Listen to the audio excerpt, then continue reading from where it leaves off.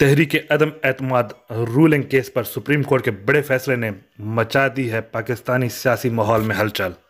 Deputy speaker की ruling आइन से मुतसादिम करार दे दी गई। अवाम ने इजहार किया सुप्रीम कोर्ट के इस फैसले पर गुस्से का और करार दे डाला इसे ब्लैक डे, जबकि दूसरी तरफ अपोजिशन की तमाम पार्टीज मना रही हैं खुशियां और अवाम खामोश नहीं बैठी। अवाम कर रही है लान तान। सोशल मीडिया पर जजों के खिलाफ चलाए जा रहे हैं ट्रेंड्स। कहा जा रहा है जस्टिस बंदयाल के हैं मुस्लिम लीग नून से ज़ाती ताल्लुकात। सानेहा मॉडल टाउन के मुतासरीन अभी तक इंसाफ से महरूम, जबकि तहरीक अदम एतमाद रूलिंग केस खुद ही उचक लिया सुप्रीम कोर्ट ने। पाकिस्तान का अदालती निज़ाम, जो कि दुनिया भर में है 130वें नंबर पर, अब तेज़ी से गामजन है मज़ीद पस्ती की तरफ।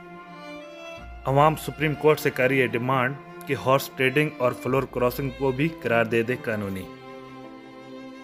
सच होती नजर आ रही है जनरल हमीद गुल की ये बात, जब उन्होंने कहा जब कभी पाकिस्तान में कोई ऐसा सरबराह आया और उसने अमेरिका की लाइफलाइन बंद की, तो आप देख लीजिएगा कि पाकिस्तान में मौजूद इसराइल के तमाम एजेंट्स इकट्ठे हो जाएंगे।